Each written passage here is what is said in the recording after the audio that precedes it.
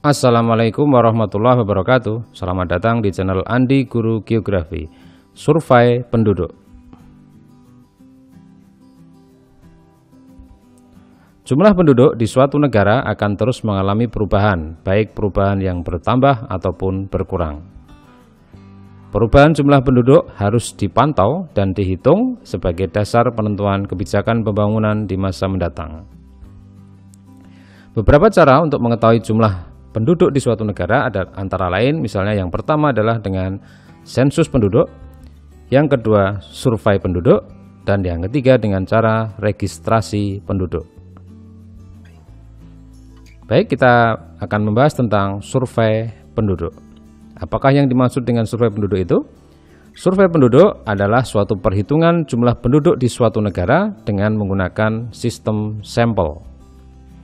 Survei dilaksanakan pada rentang waktu antar sensus. Pelaksanaan survei tidak dilaksanakan pada semua penduduk dan seluruh wilayah, tetapi dilaksanakan pada daerah-daerah yang dianggap mewakili wilayah negara secara keseluruhan.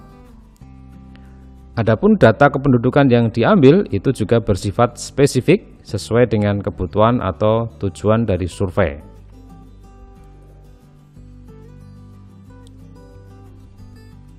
Survei penduduk dilakukan untuk melengkapi keterbatasan data hasil sensus penduduk dan registrasi, di mana sensus dan registrasi itu hanya menginformasikan tentang statistik kependudukan saja.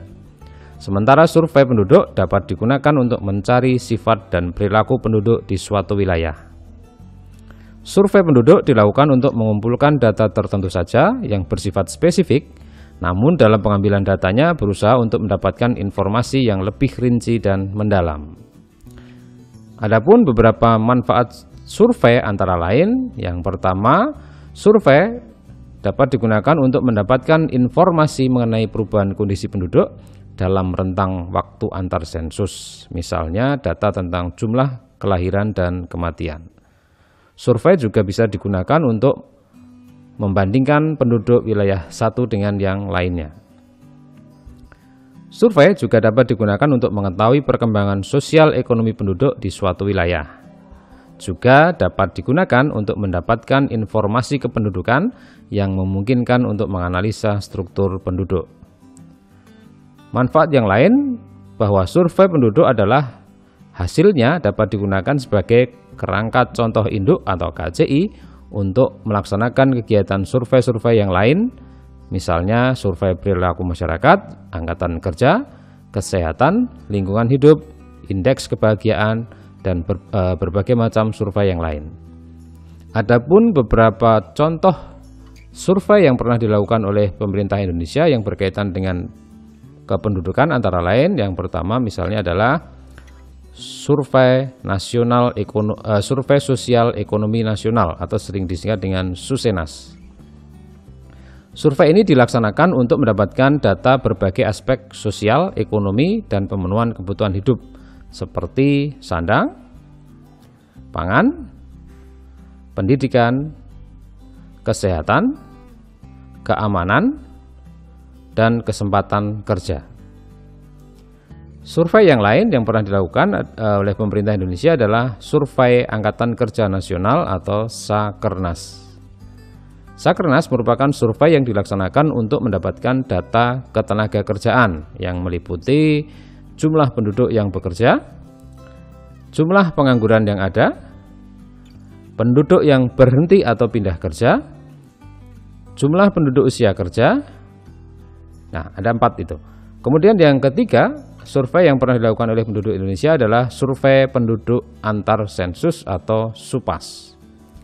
Survei ini dilakukan di antar rentang 2 sensus untuk mendapatkan beberapa data karakteristik demografi seperti fertilitas atau kelahiran, mortalitas kematian, migrasi perpindahan penduduk, riwayat kelahiran dan kematian, serta ketenaga kerjaan.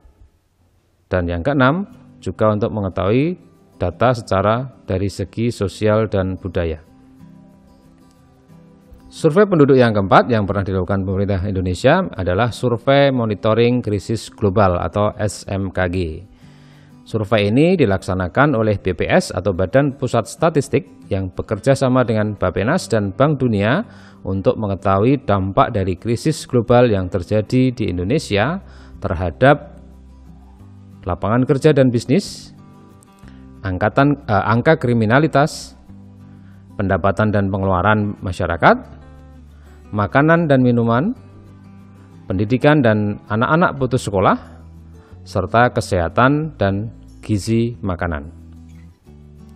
Survei berikutnya yang pernah dilakukan oleh pemerintah Indonesia adalah Survei Demografi dan Kesehatan Indonesia atau SDKI. Survei ini merupakan bagian dari program kegiatan survei demografi dan kesehatan yang diselenggarakan di seluruh dunia bersama dengan PBB.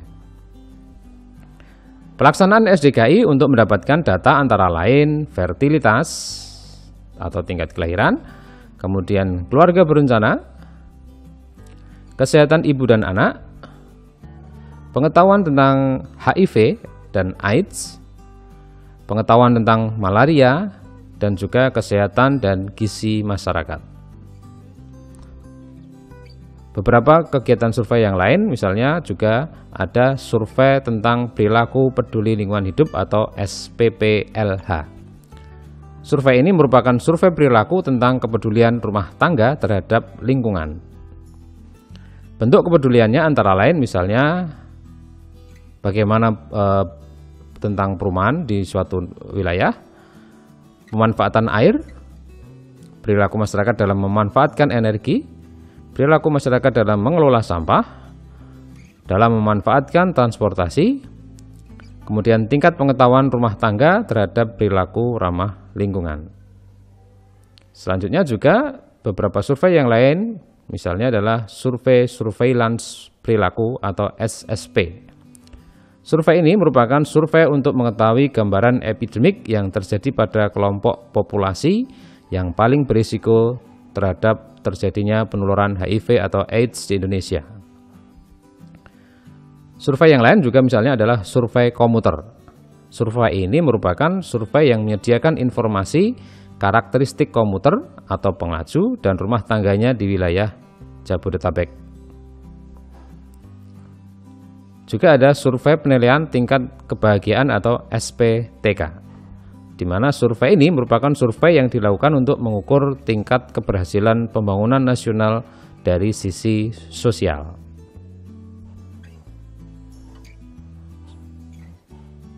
Ada pula survei multi-indikator cluster survei atau MICS.